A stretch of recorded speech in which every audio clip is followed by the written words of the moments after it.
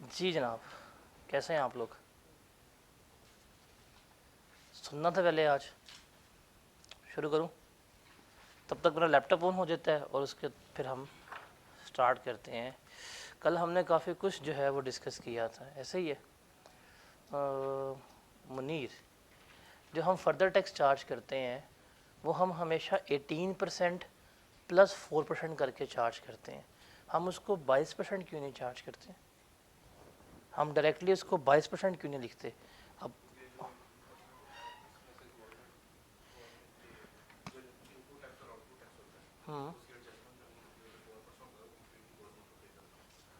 मतलब हम इसको हमेशा लिखते हैं 18% प्लस 4%, इस फॉर्म में लिखते हैं। हम इसको डायरेक्टली 22% क्यों नहीं लिखते? क्या रीज़न है इसकी?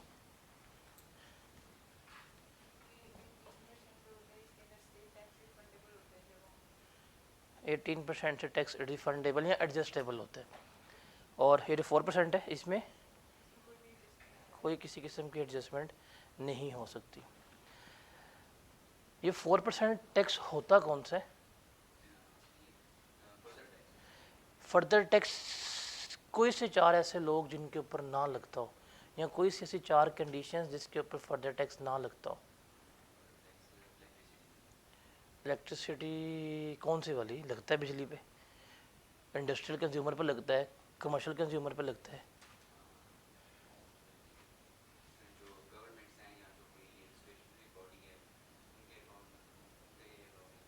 हाँ, अगर आप उनको सेल कर रहे हैं उन्हें अलाउ नहीं है, ठीक है। और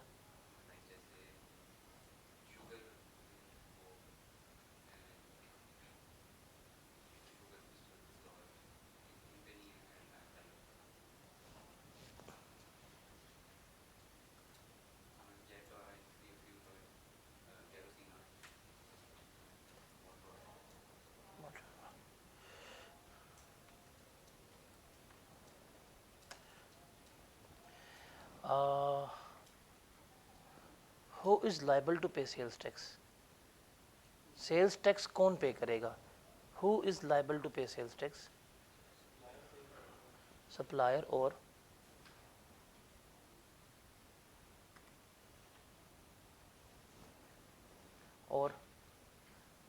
एक याद किया, बट ठीक है, समझ लग रही है।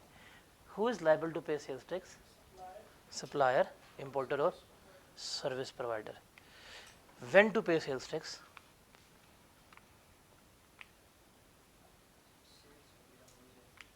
जब सेल्स वगैरह हो जाएंगे तब सेल टैक्स पे करना है। When to pay sales tax?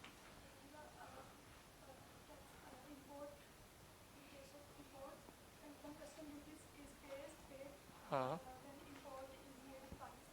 ठीक है। हाँ, supplies at the time of filing of sales tax return. ठीक हो गया, ठीक हो गया, ठीक हो गया। Difference between exempt and zero rated supplies? हाँ,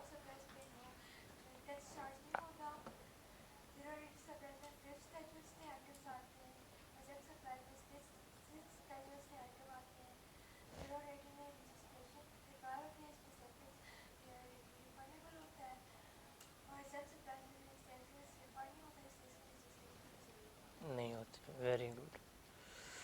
और हमने कल क्या डिस्कस किया था? यही था सारा कुछ।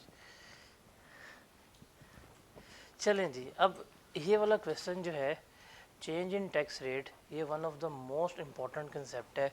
इसको हाईलाइट कर लीजिएगा, आने के चांसेस बहुत ज़्यादा हैं, और ये थ्योरेटिकल ही आएगा, और थ्योरी ही हमने इसको क्या करना होगा, बताना होगा कि अगर टैक्स रेट में चेंज हो जाए तो हम उसको कैसे लेके चलते हैं, कैसे लेके नहीं चलते। अभी रिसेंट एक साल में सेल्स टैक्स का रेट जो है वो चेंज हुआ है। पहले सेल्स टैक्स का रेट जो है वो कितना था? 17% था। फिर कितना हो गया? 18%। तो अभी ये क्योंकि ये रिसेंट इवेंट हो चुका है एक साल के अंदर अंदर, इसलिए ये एक one of the most famous question जो है वो कंसिडर होगा। और वैसे भी ये पास्ट पेपर में कोई 2 से 3 दफ़ा आया है और जब भी पेपर में पूछा गया है उन 2 या 3 अटैम्प्ट में भी ये one of the worst attempted question जो है वो शुमार हुआ है। अब अगर सेल्स टैक्स रेट चेंज हो जाए तो हम किस रेट के ऊपर उसको लेके चलेंगे, ये चीज़ जो है वो हमने क्या करनी है, डिस्कस करनी है।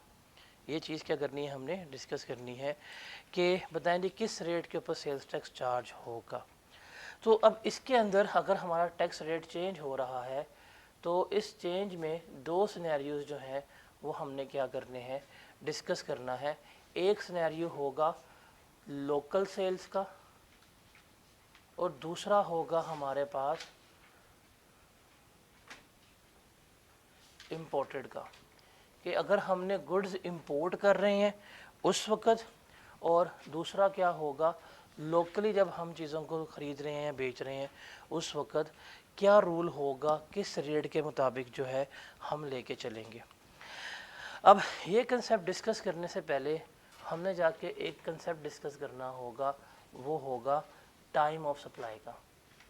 किसका? Time of supply. अब टाइम ऑफ सप्लाई क्या है इसको ज़रा हमने डिस्कस करना है।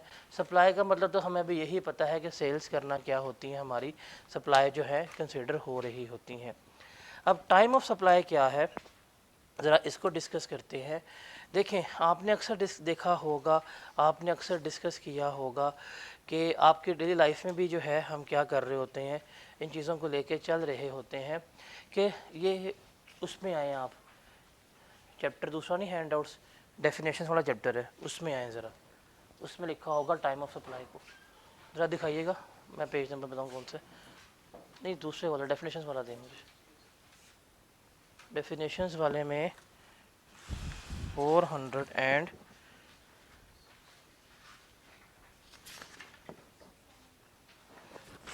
के ऊपर एंड के ऊपर बना हुआ है time of supply. Time of supply का मतलब है कि जो हम सेल्स कर रहे हैं वो हमने किस टाइम के ऊपर रिकॉर्ड कर रही हैं, वो मेरा क्या कहलाता है, टाइम ऑफ सप्लाई।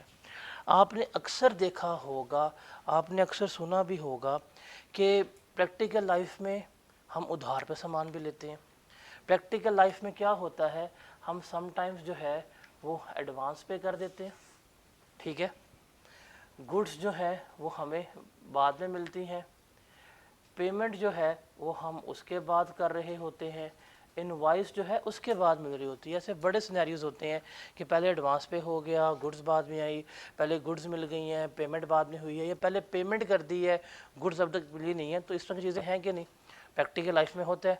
अब आप कंपनी पे जाते हैं, जैसे फॉर एग्जांपल आप गाड़ी वगैरह जो है वो बुक करवाते हैं, तो क्या होता है, आप पेमेंट कर देते हैं, गाड़ी आपको मिलती है 2 या 3 महीने के बाद। अब किस टाइम के ऊपर वो गाड़ी की सेल्स जो है कंपनी वाले रिकॉर्ड कर रहे होंगे, वो चीज़ हमने देखनी है कि हमारा टाइम ऑफ सप्लाई क्या होगा, मतलब डेट क्या होगी, किस डेट के ऊपर हमने क्या करनी है, हमने जाके अपनी सप्लाई जो है वो रिकॉर्ड करनी है। हमने किस डेट के ऊपर जाके क्या करनी है, अपनी सप्लाई को रिकॉर्ड करना है। तो ये क्या है हमारे लिए one of the most important जो है एरिया है वो डिस्कस होता है। और ये कंसेप्चुअली है, पास्ट पेपर में इस टाइम ऑफ सप्लाई में से अलग सिनेरियोज आते हैं, बताएं किस किस डेट पे सप्लाई रिकॉर्ड हो रही होगी। देखिए, इसमें सबसे पहले हम लेंगे नॉर्मल केस। नॉर्मल केस में देखेंगे कि हमारे टाइम ऑफ सप्लाई जो है वो क्या होती है और वो क्या होनी चाहिए, वो हमने क्या करना है यहाँ पे डिस्कस करना है। अब नॉर्मल केस में क्या है, एक ही रूल है, गुड्स डिलीवर्ड और मेड अवेलेबल। जो इसमें से अर्लियर डेट होगी हम क्या करेंगे, उस डेट के ऊपर ही अपनी टाइम ऑफ सप्लाई जो है वो रिकॉर्ड कर रहे होंगे। जो इसमें से अर्लियर डेट होगी गुड्स डिलीवर पे या गुड्स मेड अवेलेबल के ऊपर, उस डेट के ऊपर क्या होगी, सप्लाई रिकॉर्ड होगी। जस्ट टेक एन एग्जांपल, आप जाते हैं गाड़ी का ऑर्डर देते हैं, गाड़ी आपकी आ गई है, आप जाते हैं महीने बाद डिलीवरी देने के लिए, गाड़ी आ गई थी, मेड अवेलेबल थी, जिस दिन गाड़ी शोरूम पे अवेलेबल हो गई थी उस डेट पे क्या की जाएगी, आपकी इनवॉइस बना दी जाएगी।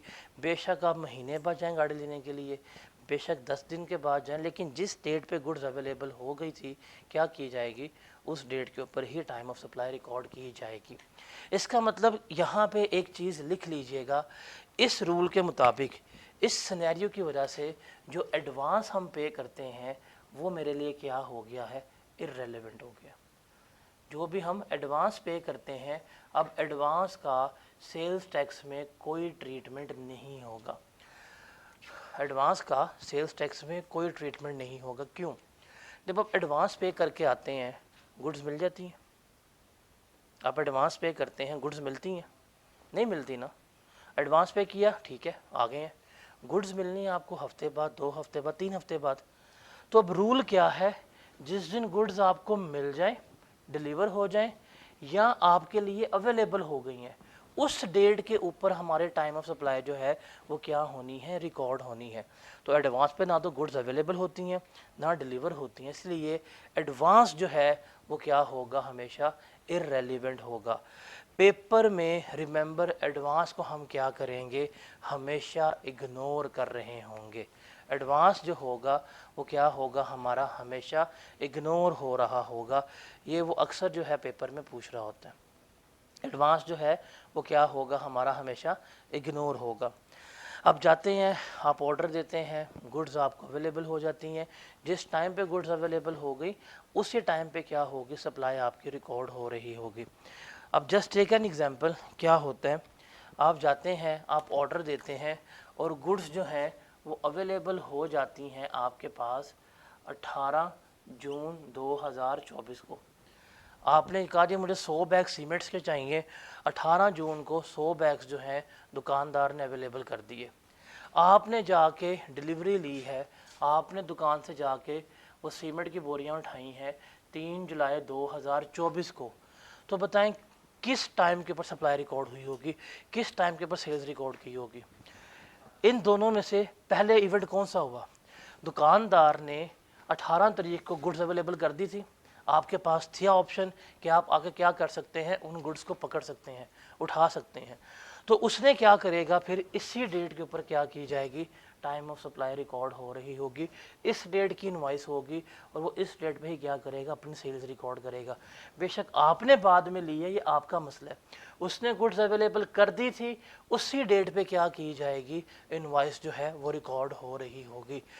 समटाइम्स आपने देखा हो, अक्सर कोई चीज़ अगर आप ऑर्डर करते हैं, स्पेसिफिकली गाड़ियों की बात हो गई या अप्लायंसेस वगैरह की बात हो गई, आप ऑर्डर दे के आते हैं, आपको जब गुड्स डिलीवर हो जाती हैं तो अक्सर आप कहते हैं दुकानदार से जी इस पे इनवॉइस की डेट तो कुछ और लिखी हुई है, मैंने तो सामान आज लिया है।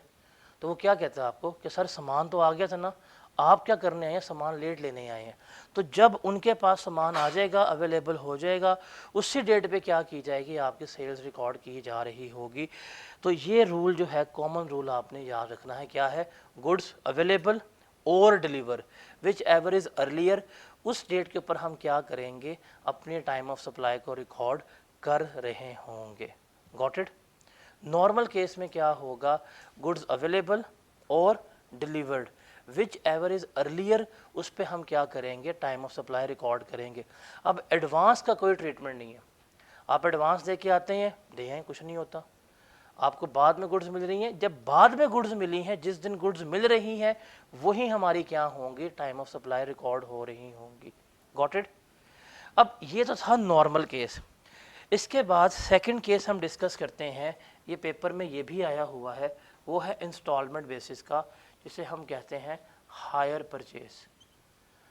ये होता है किस्तों का कारोबार, किस्तों पे आपने जो है चीज़ ली है। अब इंस्टॉलमेंट पे कभी आपने कोई चीज़ ली हो या थोड़ा बहुत आपको इंस्टॉलमेंट की नो हाउ हो, तो पता क्या होती है इंस्टॉलमेंट आप लोगों को, हम क्या करते हैं, जब भी हमने किस्तों पे कोई चीज़ लेनी होती है, पहले जाते हैं एडवांस पे करते हैं, ऐसे ही होता है, एडवांस पे करते हैं, वो बंदा हमारे लिए गुड्स को अवेलेबल करता है, वो गुड्स को अवेलेबल करता है तो गुड्स की हमें क्या दे देता है, पोजेसन दे देता है। फिर हम उसे क्या करते हैं, हर महीने इंस्टॉलमेंट पे करते रहते हैं, करते रहते हैं, करते रहते हैं। जब वो पूरे इंस्टॉलमेंट का टाइम पीरियड ख़त्म होता है तो वो गुड्स की ओनरशिप भी क्या होती है, हमें ट्रांसफ़र कर दी जाती है। ऐसे ही होता है, अगर आप बाइक किस्तों पर लेंगे तो क्या होगा, पहले एडवांस पे करेंगे बाइक के लिए, वो क्या करेगा, बाइक आपको अवेलेबल कर देगा। ऐसे ही है। अब वो किस्तों पे जो बाइक आप लेंगे किसके नाम होगी, उस दुकानदार के नाम होगी। ऐसे ही होगा, बिकॉज मालिक अभी वो है। आप किस्तें पे करते जाएंगे, जब सारी किस्तें ख़त्म हो जाएंगी तो फिर क्या करेगा, मालिक कहेगा जी अब आपकी गाड़ी हो गई है, इसको अपने नाम करवा लें। ऐसे ही होता है। अब ये जो हायर परचेज का एग्रीमेंट है, ये जो इंस्टॉलमेंट का एग्रीमेंट है, इसमें सारा कुछ तो ये हो रहा है, काम किस्तों का हो रहा है। पहले एडवांस पे कर रहे हैं, फिर चीज़ें मिल रही हैं, फिर किस्तें पे कर रहे हैं, किस्तें पूरी ख़त्म हो रही हैं, फिर जाके हमारे नाम वो चीज़ हो रही है। तो क्वेश्चन हमारा ये है कि इस केस में हमारी टाइम ऑफ सप्लाई क्या होगी, किस डेट के ऊपर जो कारोबार कर रहे हैं अपनी सेल्स रिकॉर्ड कर रहे होंगे। तो रिमेंबर इसमें जो है वो है डेट ऑफ एग्रीमेंट। क्या, डेट ऑफ एग्रीमेंट। इसमें कोई नहीं है कि जी एडवांस कब मिला, इंस्टॉलमेंट्स कब मिली हैं, गुड्स कब डिलीवर हुई है, इंस्टॉलमेंट्स पूरी कब हो रही हैं, ट्रांसफ़र कब हो रहा है। वो कोई चीज़ हमारे लिए रेलेवेंट नहीं है। रेलेवेंट क्या है हमारे लिए, डेट ऑफ एग्रीमेंट। जिस दिन, जिस तारीख के ऊपर हमारा किस्तों का एग्रीमेंट हुआ था ना, वही डेट क्या होगी, हमारी सेल्स रिकॉर्ड हो रही होगी। इवन जब आप किस्तों में बाइक लेते हैं, जब आपके नाम पे बाइक ट्रांसफ़र हो जाती है, जब वो आपको फ़ाइल देते हैं तो उस फाइल पे लिखा होता है कि जब आपने एग्रीमेंट किया था वो उस डेट की इनवॉइस लगी होती है बाइक की, और उस डेट के ऊपर ही क्या किया गया होता है, सेल्स टैक्स जो है पे किया गया होता है। तो इसके लिए रूल क्या होगा, date of agreement. Hire purchase में, किस्तों वाले काम में हम ये भूल जाएंगे कि जो गुड्स अवेलेबल हुई हैं, डिलीवर हुई हैं या नहीं हुई, क्या था। सिंपल क्या होगा, डेट ऑफ एग्रीमेंट। जिस डेट के ऊपर हमारा एग्रीमेंट हुआ था उस डेट पे हम क्या करेंगे, अपनी सेल्स रिकॉर्ड कर रहे होंगे। ठीक है। और तीसरा इसमें केस आता है पार्टली पेमेंट्स का।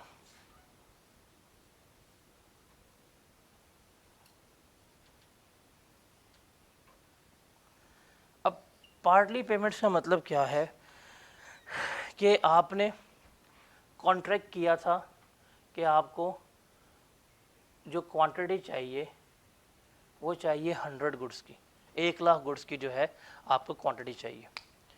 उसने क्या किया, उसने इस 1 लाख में से 60,000 गुड्स जो हैं वो आपको अवेलेबल कर दी जून के महीने में, और 40,000 गुड्स जो हैं वो आपको उसने अवेलेबल कर दी जुलाई के महीने में। ठीक है। कॉन्ट्रैक्ट करके आए हैं, आपको क्या चाहिए, 1 लाख गुड्स चाहिए। 60,000 आपको एक महीने में मिल रही हैं, 40 आपको मिल रही हैं दूसरे महीने में। तो टाइम ऑफ सप्लाई क्या होगी, अगर देखिए ये गुड्स टैक्सेबल हैं, अगर गुड्स टैक्सेबल हैं, एग्जेम्प्ट नहीं है, तो जिस महीने में हमें 60,000 गुड्स मिली हैं उस महीने में हमारी सेल्स क्या रिकॉर्ड हुई होगी, 60,000 की। इनवॉइस हमारे पास कौन सी आई होगी, 60,000 की। जिस महीने में हमें 40,000 गुड्स मिली हैं उस महीने में इनवॉइस क्या आई होगी, 40,000 की। मतलब कॉन्ट्रैक्ट 1 लाख का था, वो कितने महीने में पूरा हुआ है, 2 महीने में पूरा हुआ। ठीक है। लेकिन अगर गुड्स एग्जाम्प्ट थी और टैक्सेबल हो गई, या टैक्सेबल थी एग्जाम्प्ट हो गई, मतलब पहला सिनेरियो है कि जून के महीने में ये गुड्स जो हैं एग्जाम्प्ट थी, इनके ऊपर कोई टैक्स नहीं था, गवर्नमेंट ने लॉ चेंज कर दिया। अब गवर्नमेंट ने लॉ चेंज किया तो जुलाई के महीने में क्या हो गई हैं, गुड्स टैक्सेबल हो गई। अब जब आपको आधी गुड्स पहले मिली थी जून के महीने में, तब उनके ऊपर टैक्स था ही नहीं। जब आपको बाकी गुड्स मिली हैं अगले महीने में तो उनके ऊपर टैक्स लग गया हुआ है। अब क्या होगा, अब क्या सिर्फ हम 40,000 के ऊपर टैक्स लगवाएंगे कि 60 पे लगाएंगे, क्या करेंगे। इस केस में कहता है कि अगर आपको पार्टली गुड्स मिल रही हैं, मतलब कुछ पहले मिली हैं कुछ बाद में मिली हैं, तो जिस महीने में सारी गुड्स टैक्सेबल हो रही हैं आपकी सेल्स क्या होगी, उसी महीने में रिकॉर्ड होगी। मतलब जब जुलाई के महीने में गुड्स टैक्सेबल हो गई हैं, आप जुलाई के महीने में क्या करेंगे, आप रिकॉर्ड कर रहे होंगे। क्या, ये लाइट ख़राब है। आप क्या करेंगे, जिस महीने में टैक्सेबल हो जाएंगी आप उस महीने में क्या करेंगे, सेल्स रिकॉर्ड करेंगे। हालांकि आपको 60,000 गुड्स कब मिली थी, जून के महीने में, तब उनके ऊपर कोई टैक्स नहीं था। लेकिन जुलाई के महीने में चूँकि टैक्सेबल हो गई हैं, आपको रिमेनिंग गुड्स इस महीने मिली हैं, तो इसी महीने में क्या होगी, आपकी पूरी की पूरी सप्लाई ट्रीट हो रही होगी। In other way, for example June के महीने में जो है वो गुड्स क्या थी, आपकी टैक्सेबल थी और जुलाई के महीने में क्या हो गई हैं, गुड्स आपकी एग्जाम्प्ट हो गई हैं। अब क्या होगा, वो कहेगा आपको 40,000 गुड्स यहाँ मिली हैं, 60 यहाँ मिली हैं, लेकिन जिस महीने में टैक्सेबल थी आप उसी महीने में रिकॉर्ड करेंगे और आपकी लाख की लाख कहाँ रिकॉर्ड हो रही होंगी, जून के महीने में ही रिकॉर्ड हो रही होंगी। तो जब आपको पार्टली गुड्स मिल रही हैं तो इसके लिए सिंपल एक लाइन लिख लें कि जिस महीने में टैक्सेबल होंगी हम उसी महीने में सप्लाई रिकॉर्ड करेंगे। जिस महीने में टैक्स एबल होंगी हम उसी महीने में क्या करेंगे, अपनी सप्लाई रिकॉर्ड कर रहे होंगे। Is that clear? तो ये टाइम ऑफ सप्लाई है और ये one of the most important rule है जो हमने यहाँ पे डिस्कस किया है, जो पेपर पर्सपेक्टिव से हमारे लिए इम्पोर्टेंट है। वो है पहला पॉइंट, पहला रूल, पहला पॉइंट जो है वो हमारे लिए बहुत ज़्यादा इंपॉर्टेंट है, वो है नॉर्मल केस। देखिए नॉर्मल केस में टाइम ऑफ सप्लाई क्या होगी, गुड्स अवेलेबल और delivered which ever is earlier, उस डेट पे हम क्या करेंगे, सेल्स को रिकॉर्ड कर रहे होंगे। और एडवांस का ट्रीटमेंट कोई नहीं होता, एडवांस का सेल्स टैक्स में कोई ट्रीटमेंट नहीं होता। ज़रा अपने हैंड आउट्स पे नेक्स्ट पेज पे आइएगा। ये नेक्स्ट पेज में एक डब्बा बना हुआ है और डब्बे में एक क्वेश्चन बना हुआ है। ज़रा इस क्वेश्चन को रीड करें, सोल्यूशन के बगैर करवाऊंगा, बट सिर्फ इस क्वेश्चन को रीड करें और ज़रा बताएं समझ आती है। ये पूरा क्वेश्चन जो है ये सिर्फ और सिर्फ इस टाइम ऑफ सप्लाई के असूल में से आया है। ये डब्बे में ये ऊपर जो क्वेश्चन बना हुआ है इसको रीड करना है आपने, बताएं समझ आता है कि नहीं आता, दिखाएं ज़रा एक मिनट।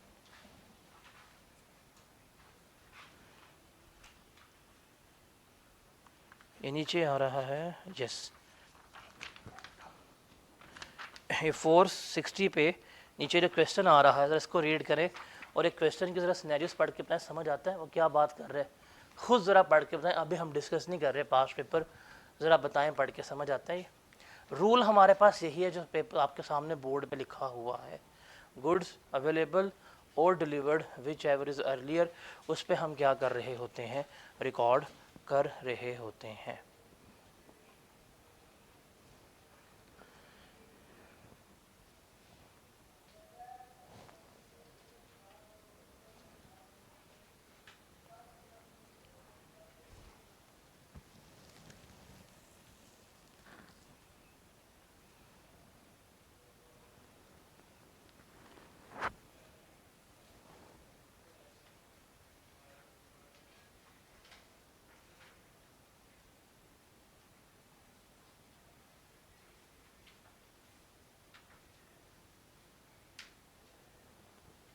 समझ आया? समझ आया? ये हैं सिनेरियो बेस्ड क्वेश्चंस जो टेक्स्ट में आते हैं, इसे कहते हैं एप्लीकेशन बेस्ड क्वेश्चन। रूल आपके सामने लिखा हुआ है, इस रूल में से सिनेरियो आया आपको और आपने जो उसने आपको सिनेरियो गिवन किया है आपने वो बताना है इसके पर्सपेक्टिव से। जैसे क्या है सिनेरियो, जैसे उसने बताया है सिनेरियो नंबर 2 में कि दिसंबर 2012 में 12 मिलियन का एडवांस रिसीव हुआ था और गुड्स अवेलेबल हुई हैं मार्च 2023 में, तो टाइम ऑफ सप्लाई क्या होगा। हम पढ़ के आए हैं कि एडवांस का ट्रीटमेंट नहीं होना, जब गुड्स डिलीवर हो रही हैं तब हम क्या करेंगे, उसको रिकॉर्ड करेंगे। जैसे पॉइंट नंबर 4 में है कि 7 मिलियन गुड्स जो हैं आपने सितंबर 2022 में बेची हैं, लेकिन जो बायर है उसके पास स्टोरेज नहीं है, उसने गुड्स जो उठाई हैं वो कब ली हैं, जनवरी में। अब हमने गुड्स कब अवेलेबल कर दी थी, सितंबर में, वो डिलीवरी कब ले रहा है, जनवरी में। हमारे लिए सेल्स कब रिकॉर्ड हुई होंगी, तो ये रूल है। अब ये 4 नंबर का सवाल है, पेपर में आया होगा। अब इसको आपने इस रूल के मुताबिक क्या करना है, एक्सप्लेन करना होता है। तो इसे कहते हैं application based question, scenario based question, जो क्या हो रहे होते हैं आपको पेपर में आ रहे होते हैं। तो समझ आया? अब ज़रा आप वापस आ जाएं नेक्स्ट चैप्टर पे, चैप्टर नंबर 22 के ऊपर। पेज नंबर है आपका टाइम ऑफ उस पे से who is liable to pay sales tax से नीचे चेंज इन टैक्स रेट्स पे, इस पेज पे, इस पे जाना है 467 पे। अब वहाँ पे हम देख रहे थे कि अगर हमारा टैक्स रेट चेंज हो जाए तो क्या असूल होगा, कैसे हम उसको लेके चलेंगे, ये देखना है। देखिए लोकल अगर सेल्स कर रहे हैं तो लोकल सेल्स के केसेस में आपने याद रखना है कि टैक्स रेट चेंज हो भी जाए, जो उस डेट के ऊपर हमारी टाइम ऑफ सप्लाई होगी, टाइम ऑफ सप्लाई के ऊपर जो भी रेट एप्लीकेबल होगा वही क्या होगा, हमारा सेल्स टैक्स रेट होगा। जो टाइम ऑफ सप्लाई लिखा हुआ है क्या है, गुड्स अवेलेबल और delivered which ever is earlier, उस डेट के ऊपर जो भी रेट होगा वही उसी रेट पे हम क्या करेंगे, सेल्स टैक्स चार्ज कर रहे होंगे। Got it. फॉर एग्जांपल आप एडवांस पे करते हैं 1 जून 2024 को और उस दिन सेल्स टैक्स का रेट था 17%। ठीक है, एडवांस पे करके आए, रेट क्या था, 17% था। उसने आपको इनवॉइस जनरेट कर दी 17 जून 2024 को, तब भी रेट कितना था, 17% था। ठीक है, गुड्स जो हैं वो अवेलेबल हुई हैं आपके पास 15 जुलाई 2024 को और रेट हो गया था, गवर्नमेंट ने बजट दिया, रेट कितना कर दिया, 19%। ये गुड्स अवेलेबल हो गई। आपके पास जब गुड्स डिलीवर हुई हैं, आपने गुड्स की डिलीवरी ली है जाके 22 सितंबर 2024 को, तब रेट हो गया हुआ था 18%। ठीक है, ये है सिनेरियो, टैक्स रेट चेंज हो रहा है। अब आप बताएं किस रेट के ऊपर हमारी सेल्स रिकॉर्ड हुई होगी, आपने बताना है, बताएं किस डेट पर सेल्स रिकॉर्ड होगी। रूल क्या है, टाइम ऑफ सप्लाई। हमने क्या पढ़ी, time of supply, goods delivered और अवेलेबल जो उसमें से अर्लियर है, ऐसे ही है। अब देखिए एडवांस का कोई ट्रीटमेंट है, इग्नोर। इनवॉइस क्या हो गई, इग्नोर। हाँ अब देखें गुड्स अवेलेबल हुई थी 15 जुलाई को, उस दिन रेट क्या था, 19%। गुड्स डिलीवर हुई हैं 22 सितंबर को, रेट क्या था, 18%।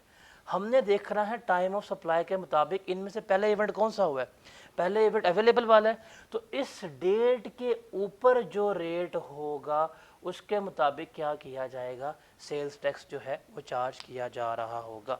तो रूल क्या है हमारा, टाइम ऑफ सप्लाई, और वो क्या है, गुड्स अवेलेबल और delivered which ever is earlier, उस रेट के, उस डेट के ऊपर जो रेट लग रहा होगा उसके मुताबिक ही क्या किया जाएगा, सेल्स टैक्स चार्ज किया जा रहा होगा। अब ये कंसेप्ट पेपर के लिए बड़ा इंपॉर्टेंट है, बिकॉज पिछले एक साल में हमारा सेल्स टैक्स का रेट बहुत चेंज हुआ है, सेल्स टैक्स का रेट काफ़ी ज़्यादा चेंज हो चुका हुआ है।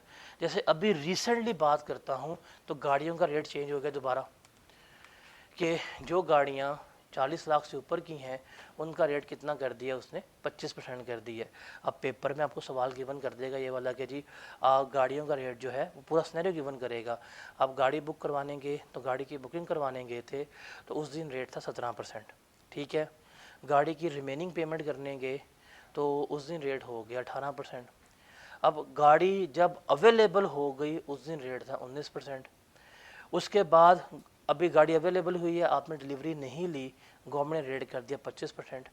जब आप डिलीवरी लेने गए हैं तो रेट हो गया 20%। तो बताएं जी किस रेट के ऊपर आपकी गाड़ी के ऊपर टैक्स चार्ज होगा। तो आपने वो इस तरह का आपको कम्प्लेक्स सिनेरियो गिवन करेगा, घुमाएगा, इस तरह का काम होगा। आपने देखना है लोकल सेल्स है जी, लोकल सेल्स है। रूल क्या है, टाइम ऑफ सप्लाई। अब टाइम ऑफ सप्लाई में सिर्फ दो बातें देखनी है, गुड्स अवेलेबल और डिलीवर्ड। जो इसमें से अर्लियर इवेंट होगा, जो क्या होगा इसमें से अर्लियर डेट, अर्लियर इवेंट होगा, उसके ऊपर क्या की जाएगी, हमारी सेल्स जो हैं वो रिकॉर्ड हो रही होंगी। और ये पेपर में इम्पोर्टेंट है, सिनेरियो बेस के ऊपर भी और हमारे पास थ्योरेटिकली भी जो है ये इम्पोर्टेंट है कि अगर हमारा सेल्स टैक्स रेट चेंज हो जाए तो हम उसको किस तरह लेके चलेंगे। तो पहला रूल क्या है लोकल केस में, कि जो टाइम ऑफ सप्लाई है उस दिन, उस डेट के ऊपर जो रेट होगा उसके मुताबिक ही आप क्या करेंगे, टैक्स चार्ज कर रहे होंगे।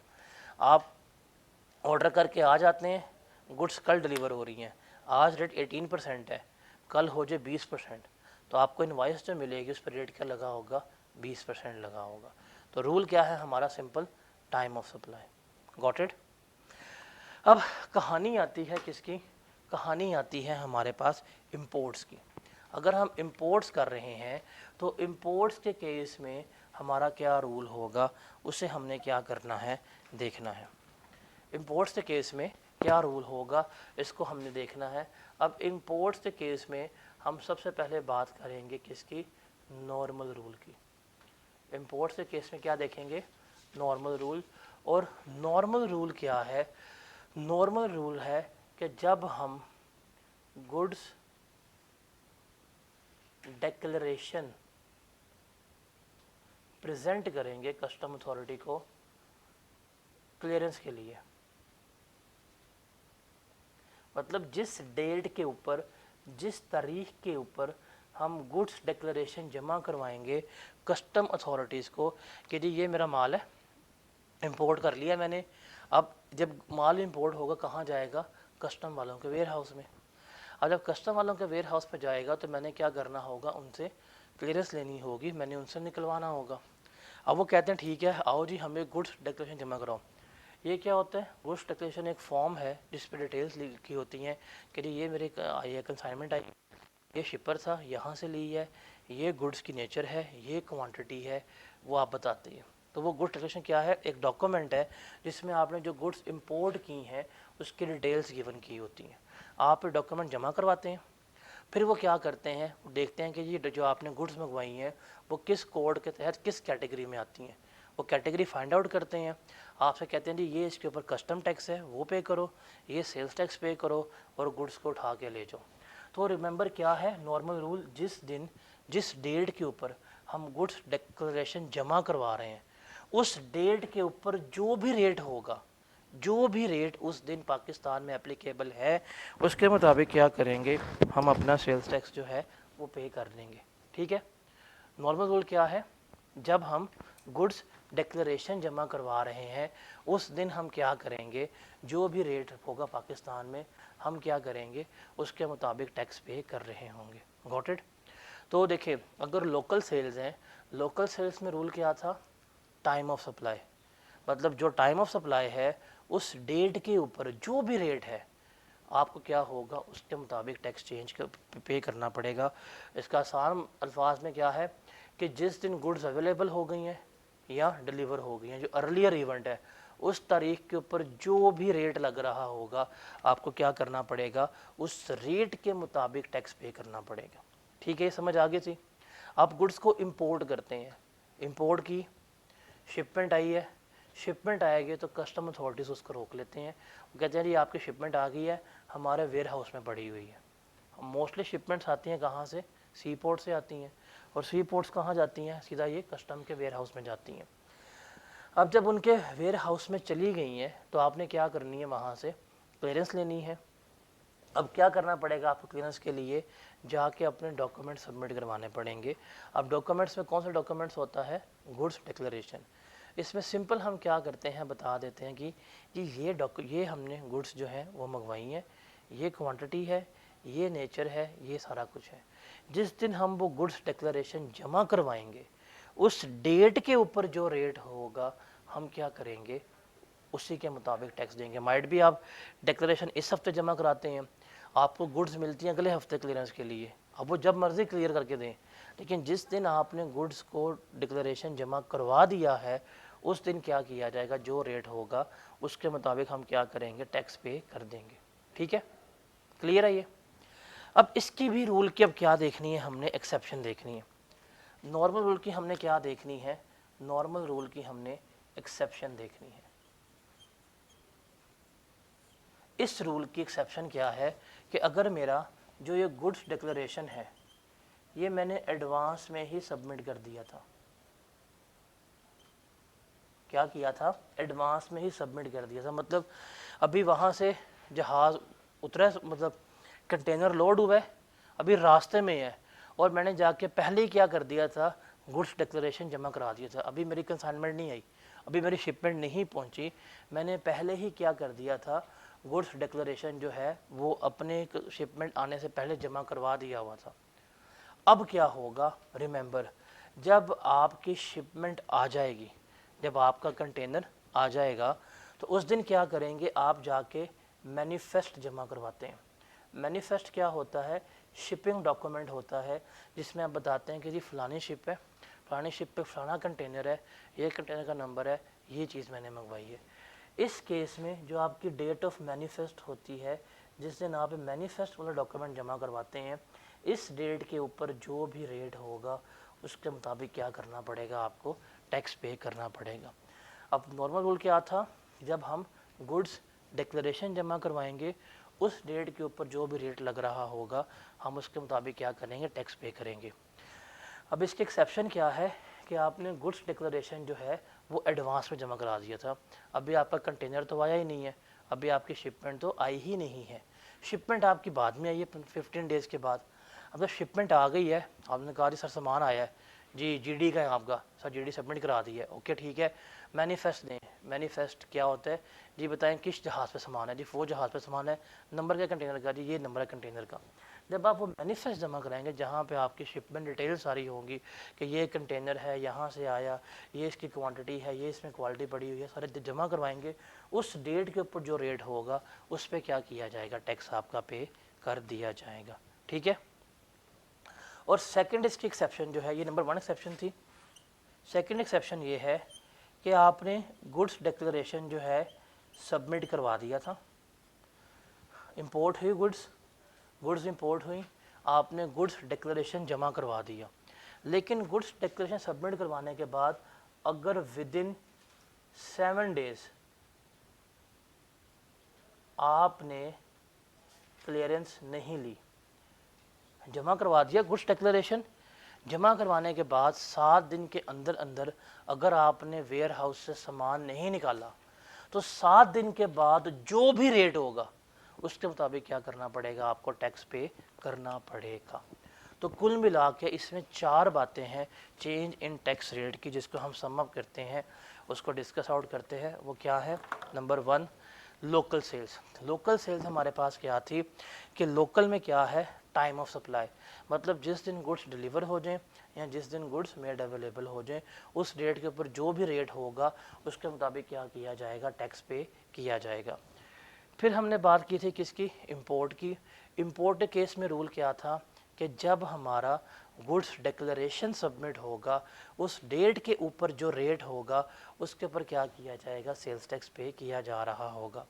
फिर इस रूल की एक्सेप्शन हमने पढ़ी है, वो क्या कि अगर गुड्स डिक्लेरेशन एडवांस में जमा हो गया है तो फिर जो डेट ऑफ मैनिफेस्ट होगा उसके मुताबिक क्या किया जाएगा, टैक्स हमारा पे होगा।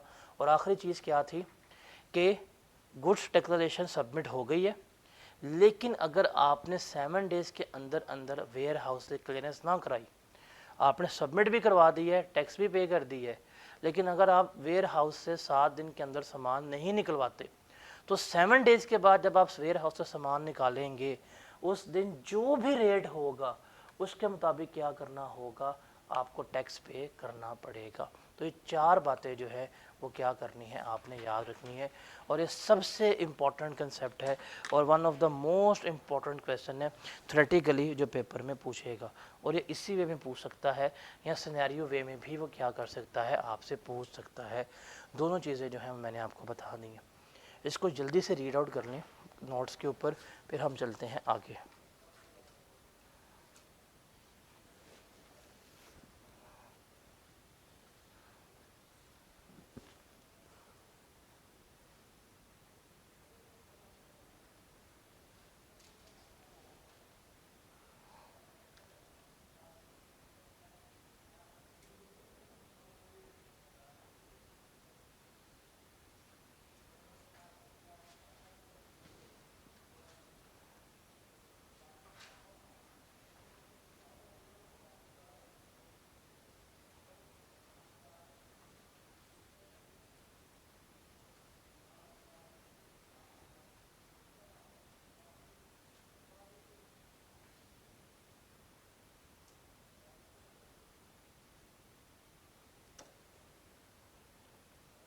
जी जनाब, क्लियर है वो?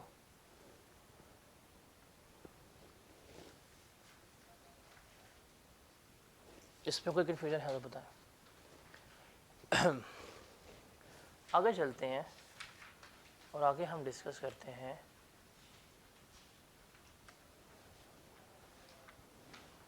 ये मिटा दूँ सारा?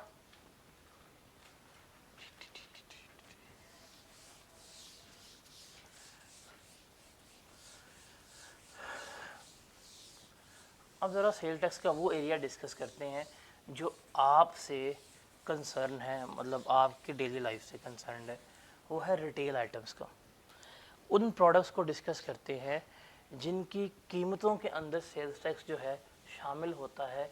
आप दुकान से जाते हैं, आप उसको बाय करते हैं, तो उसमें सेल्स टैक्स शामिल होता है।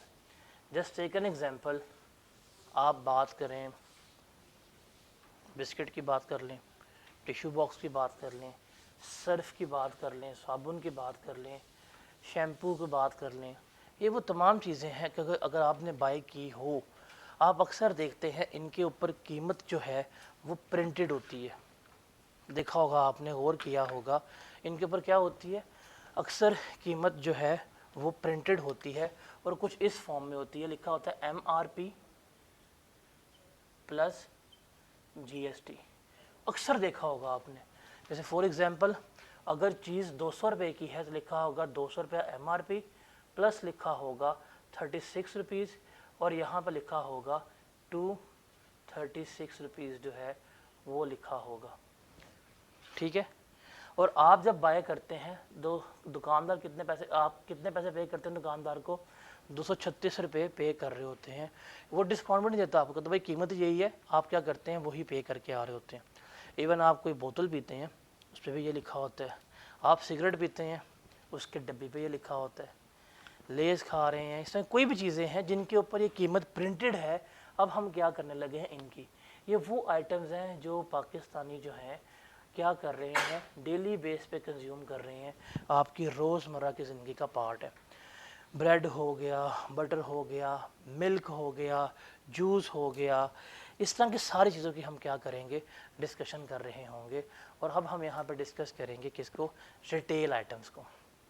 जिसको डिस्कस करेंगे, रिटेल आइटम्स को। और ये रिटेल आइटम्स को डिस्कस करना है, और इसको लिए जो हमारा स्केड्यूल इस्तेमाल होता है वो है हमारा थर्ड स्केड्यूल, कि इसे हम कहते हैं कि हमारी थर्ड स्केड्यूल आइटम्स है, इनको हमने क्या करना है, डिस्कस आउट करना है। अगर आपको याद हो कि हमारे पास क्या थी, हमारे पास सप्लाई चेन थी, जिसको हम सप्लाई चेन डिस्कस करके आए थे। हमने कहा था कि जी हर बंदा क्या करेगा, सेल्स करेगा, अगले बंदे टैक्स लेगा, आउटपुट इनपुट पूरा हमने पढ़ा था। अब ये जो हम आइटम्स पढ़ने लगे हैं, ये पाकिस्तान में ना मोस्ट सेलिंग आइटम्स हैं, बिकॉज पाकिस्तानी सोसाइटी जो है वो कंज्यूमर बेस्ड सोसाइटी है। यहाँ पे चीज़ें बहुत ज़्यादा कंज्यूम होती हैं। अब ये वो आइटम्स हैं जो नॉर्मल बेसिस के ऊपर बहुत ज़्यादा कंज्यूम होती हैं। ऑन एवरेज ज़रा बताएं, ये जो कोका कोला है या स्प्राइट हो गई या पेप्सी हो गई, कितनी पीते होंगे पाकिस्तानी, कितनी पीते होंगे बताएं ज़रा, कर सकते हैं अंदाज़ा? कोई ऐसा दिन है, मतलब इस वक्त भी लोग पी रहे हैं, हम पढ़ रहे हैं, लोग पी रहे हैं। गोल्ड लिफ कितना चलता होगा पाकिस्तान में? फिर तो हाशा, अफ्तारियों के बाद कहाँ जाते हैं सारे सारे लड़के? कोई तरावियाँ पढ़ने नहीं आते, पहले कहीं और गए होते हैं। तो इसका मतलब ये चीज़ें हैं जो बहुत कंज्यूम हो रही हैं। आप लोगों का कॉस्मेटिक्स ख़त्म हो सकता है, हो सकता है। मतलब अगर दज्जाल आएगा ना, 1 मिनट भाई रुक, अरे मेकअप करके आते हैं बाद में आई, तो ये वाला सीन होना कि नहीं होना? तो मतलब ये वो चीज़ें हैं जो कभी ख़त्म नहीं हो सकती। जैसे टेक एन एग्जांपल, या एग्जांपल तो ने बुला दिया, KFC में अच्छी खासी बड़ी रेलिवेंट एग्जांपल मुझे आ रही थी, सॉल्ट, नमक। अब नमक आपको पता है कंपनीज का भी आता है, खुला भी आता है, जैसे नेशनल हो गया, शान हो गया। अब मेजोरिटी जो बड़े शहर हैं वहाँ पे ये पैकेट में नमक इस्तेमाल होते हैं, खुले नमक देहातों में इस्तेमाल होते हैं, और वो कितने इस्तेमाल हो रहे हैं। फिर ये बात कर लें मसालों की, जैसे बिरयानी मसाला है, कितना इस्तेमाल होता है ये। तो ये वो चीज़ें हैं जो डेली बेस पे बहुत ज़्यादा कंज्यूम हो रही हैं। ब्रेड हो गया, बटर हो गया, मिल्क हो गया, ये टेट्रा पैक के सारे मिल्क्स हैं, सारे जूस हैं। फिर ये बच्चों की कैंडीज़ हो गई हैं, बिस्किट्स हैं, ये वो चीज़ें हैं जो पाकिस्तान में डेली बेस पे लाखों की तादाद में क्या हो रही है, इस्तेमाल। सबसे मशहूर चीज़ चाय, रह सकते हैं उसके बगैर? रह सकते हैं? मतलब ऑक्सीजन ना मिले चल जाएगा, लेकिन चाय ना मिले तो नहीं चलेगा। अब वो भी जो है क्या है, डेली बेस पे कंज्यूम हो रही है। अब गवर्नमेंट को पता है कि यार ये पक सोसाइटी जो है ये बस खर्चे वाली है, इनको बस खर्चा करना है, और ये वो चीज़ें हैं जो डेली बेस पे बहुत ज़्यादा कंज्यूम हो रही हैं। अब उन्होंने क्या किया है, उन्होंने टैक्स तो लेना है। अगर ये सप्लाई चेन रजिस्टर्ड हो, हर बंदा इनपुट आउटपुट ले, तो वो तो मुश्किल है। अब आप खुद सोचें, चाय की पत्ती लेनी है, आप कंपनी जाएंगे ब्रूक बॉन्ड्स की, लिप्टन जाएंगे, हाउस ऑफ टपाल जाएंगे, कहाँ जाएंगे? रशीद के पास। अब जो रशीद है वो रजिस्टर्ड है, रजिस्टर्ड है। आपने ये ब्रेड लेनी है, आप जाएंगे कंपनी, डॉमी कंपनी में जाएंगे? नहीं। अगर आपने लेनी है फायजा ब्यूटी क्रीम, कहाँ जाएंगी? पूनिया ब्रदर्स जाएंगी? कहाँ जाएंगे? ये लोकल गली मोहल्ले के दुकानदार यहाँ पे जाएंगे। क्या ये लोग रजिस्टर्ड हैं? जब ये लोग रजिस्टर्ड ही नहीं है, और अगर ये रजिस्टर्ड हों भी ना, तो इसका मतलब ये सेल्स टैक्स वगैरह ले ही नहीं सकते। अगर नहीं ले सकते तो गवर्नमेंट को तो रिकवरी भी नहीं होनी, नुकसान नहीं होगा। फिर ये लोग जो रिटेलर्स वगैरह हैं जिनसे सामान लेके आते हैं, क्या वो लोग रजिस्टर्ड होते हैं? ये जो होल सेलर्स हैं अकबरी मंडी में, कहाँ रजिस्टर्ड है? मेजोरिटी ये भी रजिस्टर्ड नहीं है, डिस्ट्रीब्यूटर्स ये भी रजिस्टर्ड नहीं है, तो वहाँ टैक्स भी नहीं होगा। तो इसका मतलब क्या है कि इस सप्लाई चेन में मोस्टली लोग क्या हैं? अनरजिस्टर्ड हैं। अब जब मोस्टली लोग अनरजिस्टर्ड हैं, अब गवर्नमेंट को पता है कि यार चीज़ 200 रुपये की बिक रही है, इसके ऊपर 36 रुपये टैक्स होना चाहिए। ये 36 रुपये किसका है? ये 36 रुपये किसको मिलना चाहिए? हुकूमत को मिलना चाहिए। अब वो कहती है कि यार ये तो मिलेगा ही नहीं, तो क्या करना है? उसने कहा ठीक है, ये उसने लिस्ट बनाई, लिस्ट में कहा थी मोस्ट कॉमनली यूज आइटम्स कौन सी हैं, उनको साइड पे किया, उनको कहाँ उठा के डाल दिया? थर्ड स्केड्यूल में। अब ये थर्ड स्केड्यूल में जब लिखा ना, तो उन्होंने कहा ठीक है, अब ये आइटम्स हैं, हम टैक्स लेंगे, लेकिन सिर्फ किससे लेंगे? डायरेक्ट मैन्युफैक्चरर से। किससे लेंगे? मैन्युफैक्चरर से टैक्स ले लेंगे। ये बीच में डिस्ट्रीब्यूटर, होलसेलर, रिटेलर जो हैं सारे क्या कर दिए? ख़त्म कर दिए। अब गवर्नमेंट क्या करती है? गवर्नमेंट लिस्ट बना दी है जी, ये लिस्ट है, अगर आप इनके मैन्युफैक्चरर हैं तो क्या करेगी? पूछेगी हाँ भाई आपने चीज़ बनाई है, कितने की बेचनी है? आप कैलकुलेट करेंगे, आप कहेंगे जी मेरी ख्वाहिश है कि मैं क्या करूँगा, चीज़ कितने की बेचूँगा? 200 रुपये की बेचूँगा। ये क्या कहलाएगी? आपकी एमआरपी। एमआरपी का मतलब होता है मैन्युफैक्चरिंग रिटेल प्राइस, कि मैन्युफैक्चरर चाहता है कि इसका प्रोडक्ट कितने का बिके? 200 रुपये का। इस 200 रुपये में सारा कुछ शामिल है, तमाम ड्यूटीज़, तमाम टैक्सेस, तमाम कमीशन, हर एक चीज़ जो है वो इसने शामिल की हुई है। सेल्स कमीशन, ट्रैवलिंग कॉस्ट, बस सारा कुछ करके ना वो चाहता है कि मेरा प्रोडक्ट कितने का बिके? 200 रुपये का बिके। वो कहते हैं ठीक है, लाओ अपना प्रोडक्ट लेके आता है, इसके ऊपर प्रिंट करो। क्या ये चीज़ आपने क्या करनी है? इसके ऊपर प्रिंट करनी है। किसे कह रहे हैं? मैन्युफैक्चरर से, कि तुम्हारा प्रोडक्ट कितने का बिकेगा? 200 रुपये का। तुम्हारे प्रोडक्ट की कीमत कितनी है? 200 रुपये। रेट लगाओ एटीएम फ्रेंड, कितना लगा टैक्स? 36 रुपये। ये भी लिखो। टोटल कितना हो गया? 236। जब वो कीमत लिख लेता है ना, तो कहते हैं भाईजान ये जो 36 रुपये बनते हैं ना, शाबाश, ये कौन पे करेगा? ये मैन्युफैक्चरर पे करेगा। और गवर्नमेंट ये 36 रुपये लेके मैन्युफैक्चरर से चली जाती है। अब उन्हें कहते हैं तुमने कीमत लिख दी है, तुम दे दो मार्केट में। जब ये मार्केट में बिकेगा जाके, जब कस्टमर आएगा और कस्टमर आके इन प्रोडक्ट्स को ख़रीदेगा, जब वो 236 रुपये पे करेगा, वो किससे पे करेगा? दुकानदार को। और दुकानदार किसे पे करेगा? डिस्ट्रीब्यूटर को। वो पे करेगा किसको? मैन्युफैक्चरर को।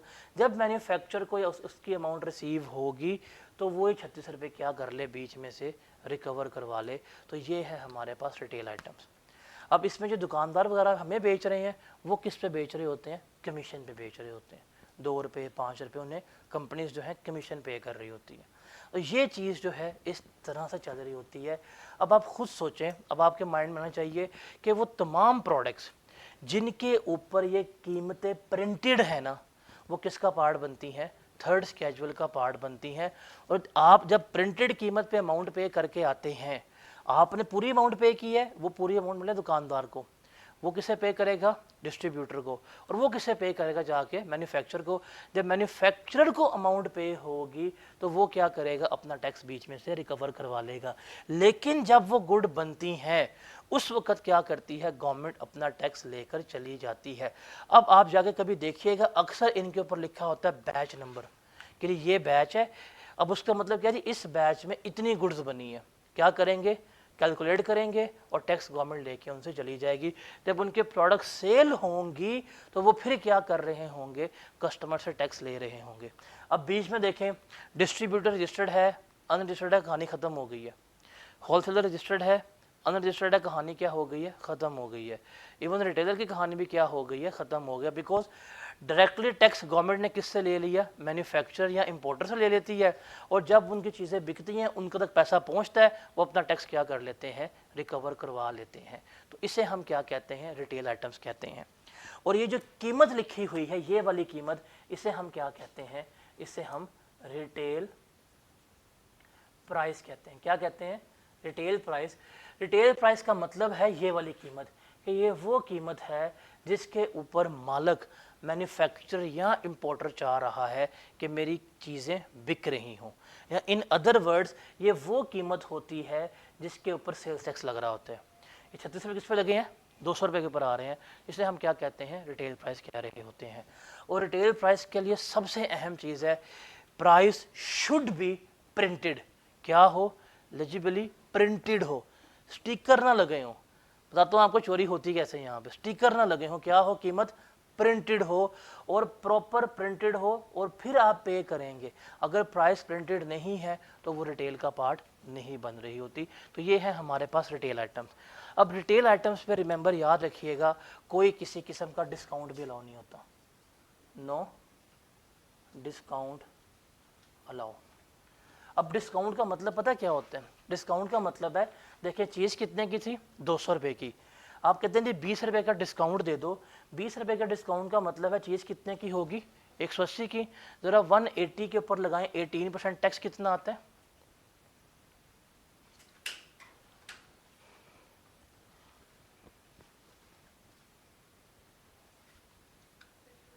32 पॉइंट।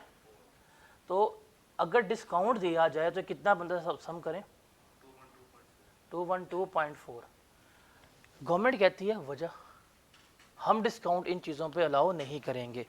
वो कहती है कि भाई मुझे टैक्स कितना चाहिए, 36 रुपये ही चाहिए। आप गवर्नमेंट का टैक्स 36 से कम करके 32 कभी भी नहीं कर सकते, कभी भी टैक्स कम नहीं हो सकता, इसलिए इस पर डिस्काउंट अलाउ नहीं है। अब आपके माइंड में सवाल आना चाहिए, सर नहीं वो होता है, हम जाके लेते हैं हेड एंड शोल्डर दुकान से, ये 850 का होता है, जाके लेते हैं मेट्रो से, वो 800 का दे रहे होते हैं, ये कैसे पॉसिबल है। वो अपने प्रॉफिट्स का डिस्काउंट दे रहे हैं, क्योंकि अगर 850 का हेड एंड शोल्डर है ना, तो 850 इंटू 18% का टैक्स कितना बनता है,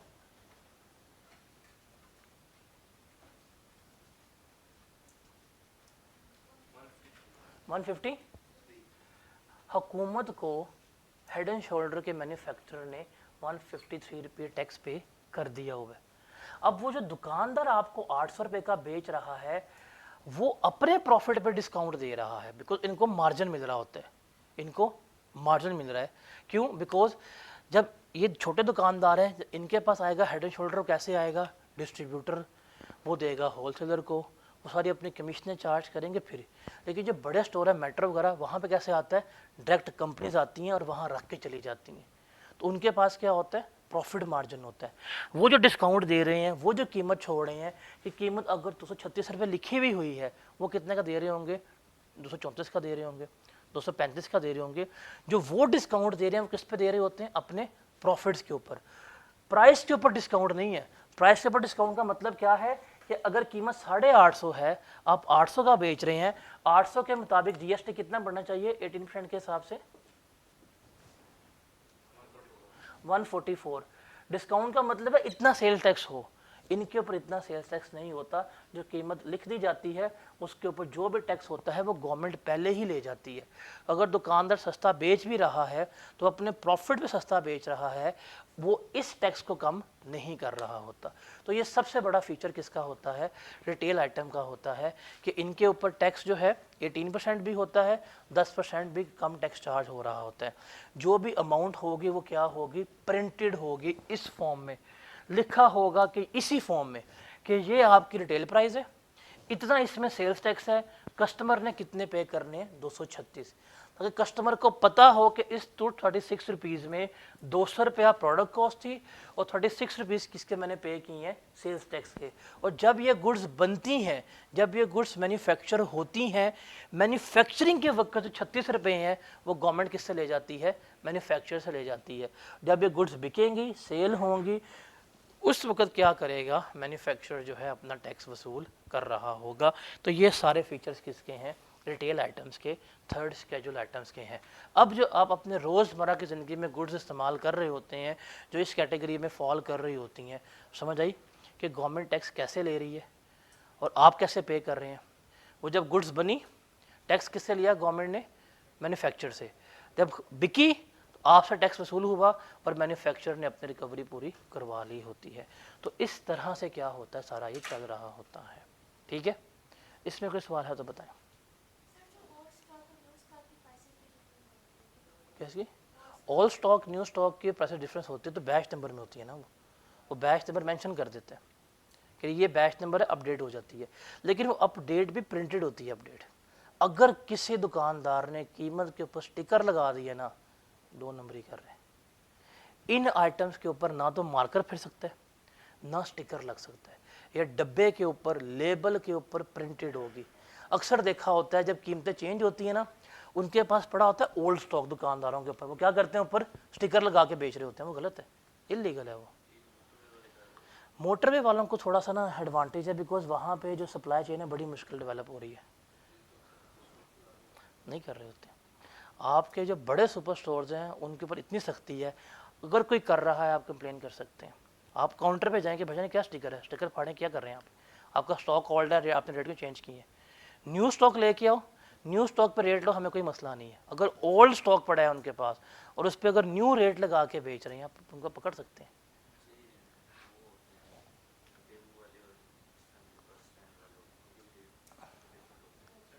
चेक एंड बैलेंस नहीं है ना। अब होता क्या है रेस्टोरेंट्स में, रेस्टोरेंट, अच्छा एक असूल है, टैक्स के ऊपर टैक्स नहीं होता, एक चीज़ के ऊपर एक ही दफ़ा टैक्स लगता है, ये असूल है। आप जाते हैं रेस्टोरेंट में, खाना खाते हैं, आप ड्रिंक्स लेते हैं, पानी पिया, अब जब पानी की बोतल आपने ली है, जो ड्यू वगैरह पी है, उस ड्यू में टैक्स शामिल है, वो आपने पे किया है। लेकिन जब बिल आता है ना, उसने उस बिल में उनके ऊपर भी टैक्स डाला होता है। ये चीज़ गलत है। वो बहस करते नहीं, सारी हमारी सर्विसेज हैं, सर्विसेज दी हैं, ये वो अक्सर बहस करते हैं, बट वो चीज़ गलत है। तो ये ऐसे होता है। अब चेक एंड बैलेंस अगर अच्छा हो तो चीज़ें जो हैं वो रिकवर हो सकती हैं। वो कार्ड का टैक्स जो है ना, वो बुफे सिस्टम जो है वो सर्विसेज में आता है। अब सर्विसेज में ये एडवांटेज, हाँ ये सर्विस एडवांटेज है सर्विसेज में कि अगर आप कैश बेस्ड ट्रांजैक्शन करेंगे तो आप 16% टैक्स पे करेंगे। अगर आप कार्ड से पेमेंट करेंगे तो आपको टैक्स में एडवांटेज दिया है। क्यों? ताकि वो जानना चाहते हैं कौन से अमीर लोग आ रहे हैं जो कार्ड से पेमेंट कर रहे हैं। जो क्योंकि कार्ड से पेमेंट होती है ना, तो बंदे ट्रेस हो सकते हैं कि कौन बंदा है, क्या बंदा नहीं है। तो नादरा के ज़रिए सारे लोग ट्रेस हो सकते हैं, इसलिए एडवांटेजेस दिए जाते हैं।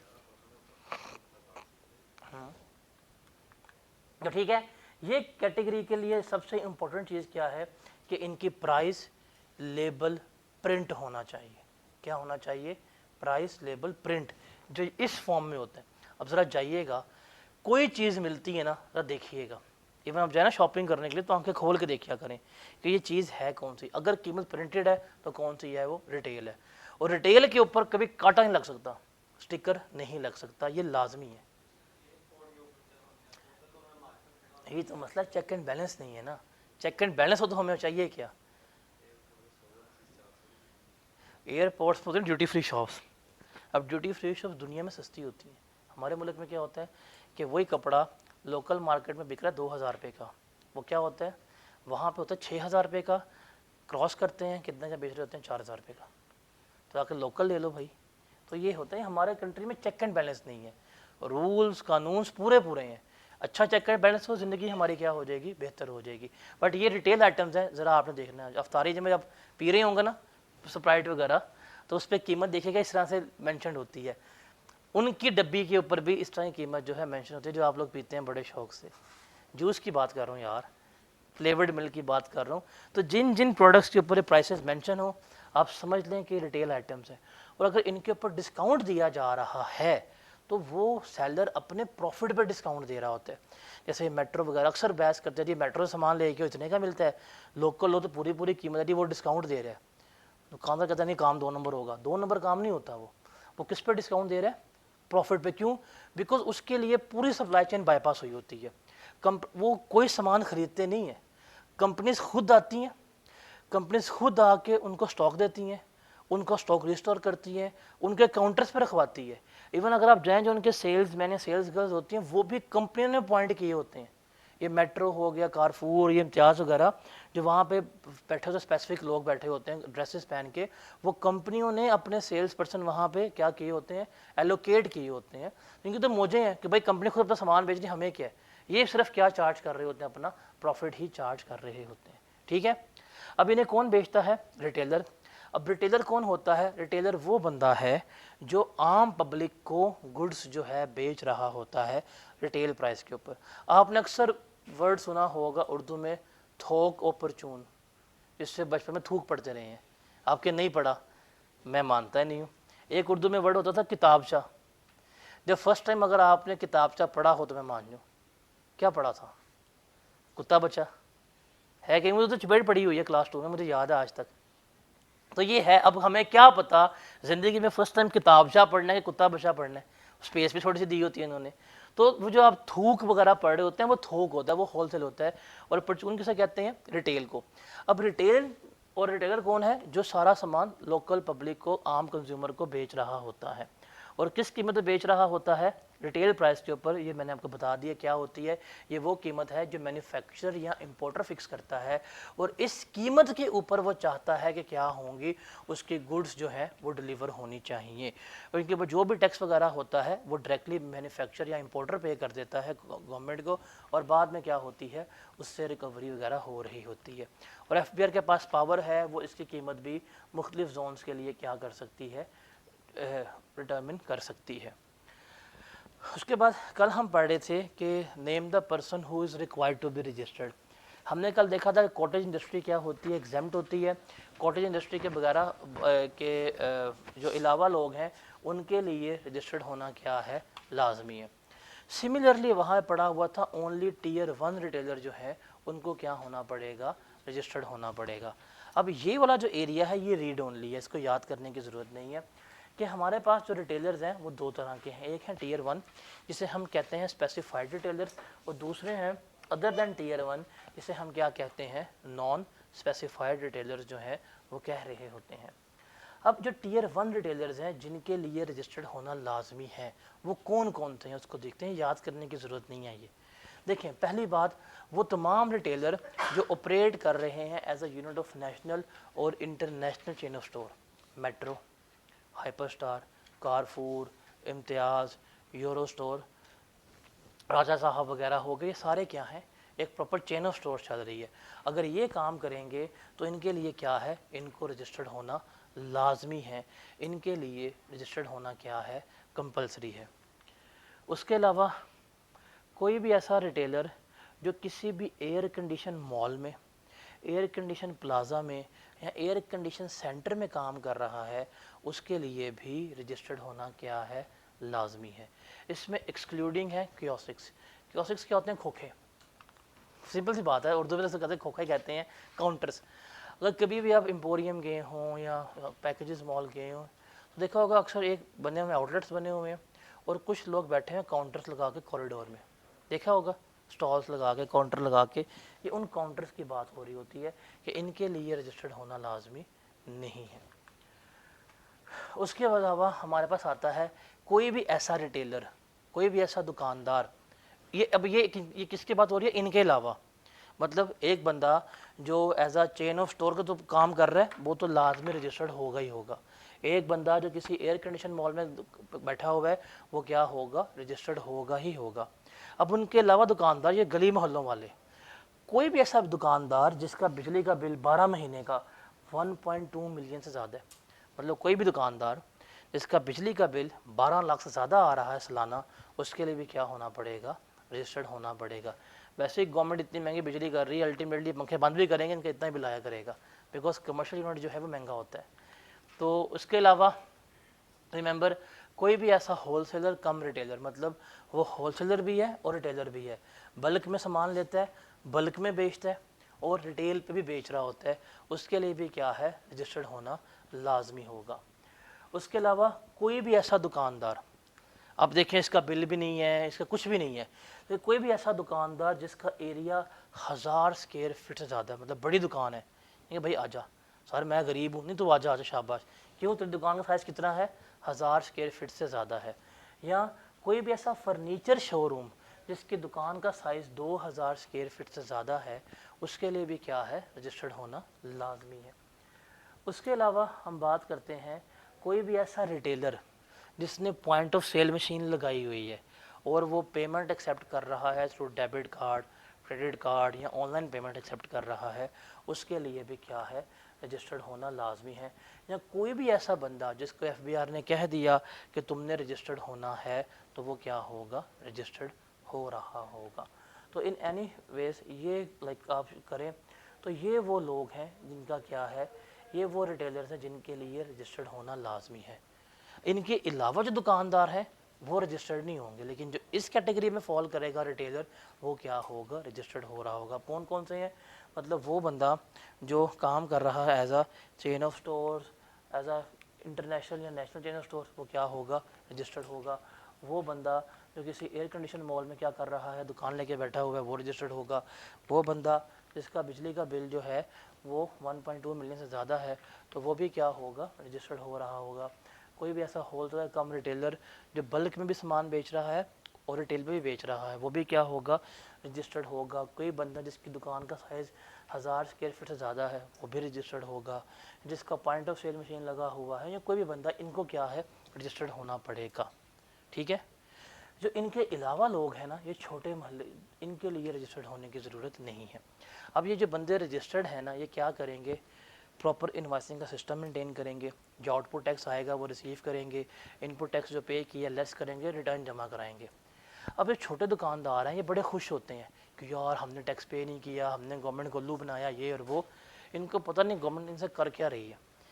ये जो रिटेलर जो रजिस्टर्ड नहीं होते, जैसे रशीद वाला हो गया, ये पान वाला हो गया, ये रजिस्टर्ड तो नहीं ना। अब जेदी पान कहाँ रजिस्टर्ड है, कोई रजिस्टर्ड है, नहीं रजिस्टर्ड। इन्हें है कि हम कोई सेल्स टैक्स पे नहीं कर रहे, गवर्नमेंट कहती है भाई रुको ज़रा, सब्र करो, क्यों, वो कहती है इधर आओ। वो लोग जो रजिस्टर्ड नहीं है, जो टियर 1 में फॉल नहीं कर रहे, गवर्नमेंट इनसे भी सेल टैक्स ले रही है। कैसे, कहती है अगर इनका महीने का बिल, अगर इनका महीने का बिल 20,000 तक है, तो हम क्या करेंगे, इनसे एक्स्ट्रा टैक्स लेंगे। वो कितना होगा, 5%। अगर बिल कितना है, 20,000 से कम है, और अगर इनका बिल 20,000 से ज़्यादा है, तो बिल में कितना टैक्स होगा, 7.5% टैक्स जो है वो शामिल होगा, अगर इनका बिल जो है वो 20,000 से ज़्यादा है। तो इनको लग रहा है कि गवर्नमेंट इनसे टैक्स नहीं ले रही, लेकिन जो इनसे गवर्नमेंट टैक्स ले रही है, इनको पता नहीं कितना ले रही है। और जो बंदे रजिस्टर्ड हैं रिटेलर्स, वो तो अपना इनपुट टैक्स एडजस्ट भी करवा सकते हैं, आउटपुट टैक्स लेंगे कस्टमर से, इनपुट टैक्स जितना पे किया एडजस्ट करवाएंगे। लेकिन जो ये लोग पे कर रहे हैं, ये एडजस्ट नहीं करवा रहे। अब इनसे गवर्नमेंट टैक्स पता कैसे ले रही है, गवर्नमेंट कह रही है अगर ये वाला बंदा है, जी आप कौन है, जी सर मैं रिटेलर हूँ, रजिस्टर्ड हो, नहीं, ओके मसला ही कोई नहीं है, टैक्स दो जी, बिल आएगा। अब इनके बिजली के बिल में क्या होगा, 18% नॉर्मल टैक्स शामिल होगा, वो जो आपके मेरे बिल में शामिल होते हैं। अब ये बंदा कौन है, अनरजिस्टर्ड है। हमने कल क्या पढ़ा था, एक बंदा जो अनरजिस्टर्ड हो, कितना टैक्स शामिल होगा, कितना, 4% फर्दर टैक्स। ये कौन सा टैक्स है, फर्दर टैक्स शामिल होगा। अब चूंकि रिटेलर भी है और बिजली का बिल अगर 20,000 से कम है, तो कितना एक्स्ट्रा टैक्स शामिल होगा, 5%। तो इसके बिजली के बिल में कितना टैक्स गवर्नमेंट ले रही है, 27% टैक्स जो है वो किसके बिल में शामिल है, इस बंदे के बिल में, कि नहीं, वो अपने रूल पे चलती है। अगर बिजली का बिल 20,000 से ऊपर है, फिर कितना होगा, 18, 4 और 7.5, कितना बनेगा, 29.5% टैक्स जो है ले रही है। और ये टैक्स कोई एडजस्टेबल कुछ भी नहीं है। और अगर 1 रुपया भी बिजली की कीमत बढ़ जाए, टैक्स कहाँ पे जाएगा, बिकॉज टैक्स किस पे लगना है, बिजली की कीमत पे। अब जैसे बिजली की कीमत बढ़ेगी तो क्या होगा, टैक्स। अब इसका मतलब इसके बिल में जो सिर्फ जीएसटी है वो कितना है, 27% है, बाकी ड्यूटीज टैक्सेस तो अलग हैं। तो इनको लग रहा है कि हम गवर्नमेंट को टैक्स नहीं दे रहे, लेकिन जो इनसे गवर्नमेंट टैक्स जिस तरह ले रही है ना, इनके फरिश्तों को भी इल्म नहीं है कि गवर्नमेंट से कर क्या रही है। इसलिए गवर्नमेंट जो है इनके सारे मीटर जो हैं वो रिप्लेस करके किस में लेके जा रही है, कमर्शियल मीटर में। कोई दुकानदार जो है वो डोमेस्टिक मीटर में ऑपरेट नहीं करता, सारे किस मीटर में लगाए हुए उन्होंने, कमर्शियल मीटर में। इंटीग्रेट किया लेस्को के साथ, हेल्प लेते हैं वापडा की, वो लाइन में आइडेंटिफाई कर देता है, फिर ये क्या करते हैं, इनको आकर पकड़ लेते हैं। तो इस तरह गवर्नमेंट क्या कर रही है, टैक्स ले रही होती है। इनको लग रहा है ये बेनिफिट में है, हालांकि कि टैक्स कितना पे कर रहे हैं, अच्छा खासा टैक्स पे कर रहे हैं। तो गवर्नमेंट उनसे भी टैक्स ले रही है जो रजिस्टर्ड है, उनको बेनिफिट है कि उनका जितना भी इनपुट टैक्स होगा वो रिफंड हो जाएगा, वो एडजस्ट हो जाएगा, उनको फर्दर टैक्स कोई चार्ज नहीं होगा। इनको क्या होगा, नुकसान होगा, एक इन्हें पड़ेगा फर्दर टैक्स और इन्हें क्या पड़ेगा, एक्स्ट्रा टैक्स पड़ रहा होगा। क्लियर है। अब इसमें जो हम पढ़ रहे हैं थर्ड स्केड्यूल आइटम्स, इनमें कौन कौन से आइटम्स आती हैं, ये लिस्ट याद करने की ज़रूरत नहीं है, पेपर में आपको वो बता देगा कि जी ये चीज़ जो है वो थर्ड स्केड्यूल है। थर्ड स्केड्यूल आइटम पे कोई डिस्काउंट अलाउ नहीं होता, ठीक है, ये चीज़ आपने याद रखनी है। और जो रिटेल आइटम्स हैं, ये जो थर्ड स्केड्यूल आइटम्स हैं, ये कभी भी हम रिटेल प्राइस से कम प्राइस पे सेल भी नहीं कर सकते, ये भी चीज़ आपने याद रखनी है। अब इसमें कौन सी चीज़ें आएंगी, अलमशहूर मरूफ cigarettes, juices, ice cream, syrups, mineral bottle हो गया, डिटर्जेंट, शैम्पू, सोप, टूथपेस्ट वगैरह, टी हो गया, पाउडर ड्रिंक्स वगैरह हो गए, टिशू पेपर्स वगैरह हो गए। अब स्पाइसेस जो रिटेल पैकिंग में बिक रही हैं वो इसमें आती हैं। देखिए मिर्चें खुली भी हैं, मिर्चें जो हैं वो आपको पैकिंग में मिलती है। अगर नेशनल की ब्रांडिंग की मिर्चें हैं तो किस में जाएंगी, रिटेल में। अगर खुली मिर्चें मिल रही हैं वो इसमें नहीं बन रही, खुला नमक नहीं होता, बट पैकिंग में नमक है तो इसमें फॉल कर रहा होगा। फिर सीमेंट वगैरह हो गया, फर्टिलाइजर्स हो गया, ये हाउस होल्ड इलेक्ट्रॉनिक्स मतलब एसी, फ्रिज, टीवी शीवी सारे इसमें आते हैं। Gas and process cooking range oven इसमें आ रहे हैं। फोम प्रोडक्ट्स हैं, ये मैट्रेसेस वगैरह, paint, lubricating oils, auto parts, rickshaw वगैरह, बिस्किट, टाइल्स वगैरह सारे किसमें फॉल कर रहे हैं, इसमें। तो ये लिस्ट आपको याद करने की ज़रूरत नहीं है। और फर्दर टैक्स याद है, हमने कल पढ़ा था कि फर्दर टैक्स कभी भी रिटेल आइटम पे चार्ज नहीं होता, याद है ना। ये वो आइटम्स हैं जिनके ऊपर फर्दर टैक्स चार्ज नहीं होता। इनकी कीमत में सिर्फ क्या लिखा होगा, प्राइस और 18% टैक्स। हम जो लोग इस्तेमाल कर रहे हैं, जो लोग खरीद रहे हैं, वो सारे के सारे अनरजिस्टर्ड हैं, वो सारे के सारे क्या हैं, अनरजिस्टर्ड हैं, लेकिन कोई इनके ऊपर फर्दर टैक्स वगैरह चार्ज नहीं होता। अच्छा, ये वाला पॉइंट इंपॉर्टेंट है, ये भी पेपर में मेंशन होगा। गवर्नमेंट ने क्या किया है, डिवीजन कर दी है कि अगर लोकल चीज़ें हैं ना, जैसे ये लोकल ये वाली आइटम्स हैं सारी, इनके ऊपर टैक्स जो है 18% है। अगर यही चीज़ें इम्पोर्टेड हैं तो टैक्स कितना होगा, 25%। आप इंपोर्ट करोगे तब भी कितना पे करोगे, 25%। और अगर आप इन्हें सेल कर रहे होगा तब भी कितना टैक्स होगा, 25%। मतलब local toothpaste made in Pakistan है, उस पर टैक्स कितना होगा, 18%। अगर इम्पोर्टेड टूथपेस्ट है टैक्स कितना होगा, 25% होगा। तो ये सिगरेट्स हो गए, सिगार्स हो गए, tissue paper, cosmetic, house appliances, ice cream, fruit, ये सारे इम्पोर्टेड हैं, इस पर टैक्स कितना शामिल होगा, 25% शामिल होगा। Similarly imported bakery items, imported vehicle, bathroom tiles वगैरह, carpet, chocolate, chandeliers, dogs foods वगैरह हो गए, फ़िश हो गई, फुटवेयर वगैरह, ये सारी जो इम्पोर्टेड चीज़ें हैं, इनको इम्पोर्ट करोगे टैक्स कितना, 25%। इनको आगे बेचेंगे तो टैक्स कितना होगा, 25% होगा। इसके अलावा जो लोकली मैन्युफैक्चर्ड चीज़ें हैं, ये व्हीकल्स की बात करती हैं, जितनी भी एसयूवीज़ वगैरह है इस पर टैक्स कितना है, 25% है। जितनी भी लोकल मैन्युफैक्चरिंग व्हीकल जिसकी इंजन कैपेसिटी 1400 सीसी से अबव है, टैक्स कितना है, 25% है। और जो डबल कैबिन व्हीकल डालें, वीगो अलमशहूर मरूफ, उस पर भी टैक्स कितना है, 25% है। तो ये रेट, ये लिस्टें आपने याद नहीं करनी, आप लोगों को ये रेट, ये लिस्टें वगैरह जो है ये याद करने की ज़रूरत नहीं है, ना इम्पोर्टेड के केस में, ना आपको लोकल के केस में लिस्ट याद करने की ज़रूरत है। पेपर में वो आपको बता देगा कि जी ये जो है क्या चीज़ है और क्या चीज़ नहीं है। पेपर में क्या होगा, बताया जाएगा कि ये आपकी आइटम रिटेल आइटम है, आपने बस देखना है रिटेल है, रिटेल में दो चीज़ें जो हैं वो याद रखनी है। नंबर वन, एक इनके ऊपर आपको कोई किसी किस्म का डिस्काउंट अलाउ नहीं होता। दूसरा क्या है, इनके ऊपर कोई किसी किस्म का फर्दर टैक्स जो है वो चार्ज नहीं होता। हाँ, इसमें एक चीज़ इस अटैम्प्ट में भी बहुत इंपॉर्टेंट है, वो है इम्पोर्टेड गुड्स का। बस सिंपल याद रखना है। फॉर एग्जांपल वो पेपर में कहते हैं जी आपने लोकल टूथपेस्ट जो है वो सेल की है, ख़रीदी है, उस पर टैक्स कितना होगा 18%। अगर वो कहते हैं इम्पोर्टेड टूथपेस्ट है तो टैक्स कितना होगा 25%। बेचने पे भी 25 होगा, इंपोर्ट करने पे भी क्या होगा 25% होगा। Got it. तो ये सारी थी हमारी रिटेल आइटम्स। तो एज ऑफ नाउ टैक्स में, सेल्स टैक्स में जो सारी इंपॉर्टेंट टैक्स चार्ज वाला एरिया हमारा डिस्कस हो गया। हमने डिस्कस कर लिया कि 18% टैक्स किसके ऊपर चार्ज होता है, हमने वो सारा डिस्कस कर लिया। हमने डिस्कस किया एग्जाम्ड गुड्स कौन सी होती हैं, किन के ऊपर टैक्स चार्ज नहीं होता, डिस्कस कर लिया तमाम डिटेल के जी इनके ऊपर टैक्स चार्ज नहीं होगा। ये हमारा 6 स्केड्यूल इन पर डील कर रहे हैं, एग्जाम्प्ट है और इनके ऊपर कोई किसी किस्म का रिफ़ंड वगैरह हमें नहीं मिलता, कुछ एडजस्टमेंट नहीं है। फिर जो हमारे पास 5th स्केड्यूल था एक्सपोर्ट्स थी, वो भी डिस्कस किया, एक्सपोर्ट्स क्या होती हैं और एक्सपोर्ट्स हमारे किस में फॉल करती हैं, ज़ीरो रेटिंग में, वो भी हमारा डिस्कस हो गया।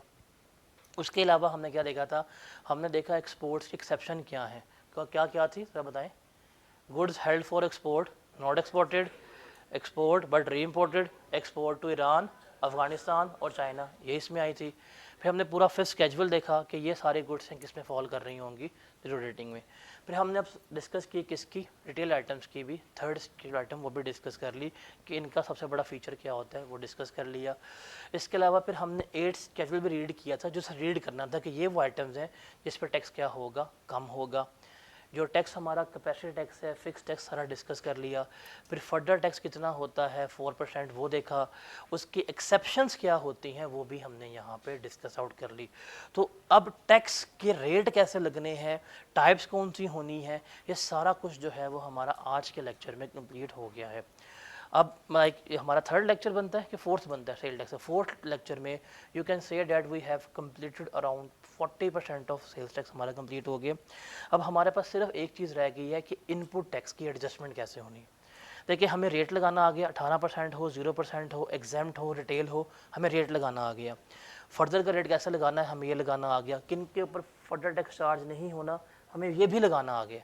अब सिंपल हमारे पास क्या चीज़ रह गई है कि जो इनपुट टैक्स लेस करवा रहे हैं ये हमने कैसे लेस करवाना है, बिकॉज रेट तो 18 ही लगना है। अब इनपुट टैक्स कैसे लेस होगा, कैसे नहीं होगा, सिर्फ ये वाला एरिया रह गया है और चंद छोटे मोटे कंसेप्ट डिस्कस करेंगे तो हमारा सेल्स टैक्स कंप्लीट हो जाएगा। तो प्रोबेबली इंशाल्लाह इन द नेक्स्ट 2 और 3 लेक्चर्स हमारा सेल्स टैक्स जो है वो अदर देन पास्ट पेपर्स रह जाएगा। अब जस्ट हमारे पास पेपर्स रह जाएंगे, बाकी हमारा सेल्स टैक्स जो है वो कंप्लीट हो जाएगा, विच मीन्स कि हमारा 30% ऑफ सिलेबस जो है टैक्स का वो कंप्लीट हो चुका है। ठीक है, तो कल मिलेंगे। कल हमने इनपुट टैक्स की एडजस्टमेंट जो है वो डिस्कस करनी है। अगर आपको इनपुट टैक्स की कल के लेक्चर की एडजस्टमेंट समझ आ जाएँ, आप सेल्स टैक्स के न्यूमेरिकल कर सकते हैं। फुल फ्लेज न्यूमेरिकल्स जो है ना आप वो कर सकते हैं बस, बिकॉज जो कल का लेक्चर इनपुट टैक्स का है उसके बाद सिर्फ एक लेक्चर है जिसमें मैंने आपको फॉर्मेट सिखाना है कि ये फॉर्मेट होता है सेल्स टैक्स का। आप सेल्स टैक्स के न्यूमेरिकल भी कर सकते हैं और हम साथ साथ जितने थ्योरेटिकल क्वेश्चंस हैं वो हमने साथ साथ किए हैं। फर्दर हम जब चैप्टर एंड करेंगे उसके बाद जो हमारे थ्योरेटिकल क्वेश्चंस होंगे हम वो भी कर रहे होंगे, बट हम साथ साथ जो इंपॉर्टेंट क्वेश्चन हैं हम वो भी कर रहे हैं और बाद में भी कर रहे होंगे। अब कल का लेक्चर सुपर इंपॉर्टेंट है, उसके बाद यू विल बी एबल कि आप क्या कर सकते हैं, न्यूमेरिकल सॉल्व करने के काबिल हो सकते हैं। वो है हमारा मेन एरिया कि इनपुट टैक्स की एडजस्टमेंट कैसे होती है। उसके बाद जैसे एक लेक्चर फॉर्मेट का, आपका न्यूमेरिकल्स करने के काबिल भी आप हो जाएंगे। तो कल ज़रा लाजमी अलर्ट होकर बैठिएगा, कल का लेक्चर इंपॉर्टेंट है लाजमी हमारे लिए। ठीक है, तो मिलते हैं इंशाल्लाह कल। अल्लाह हाफिज़।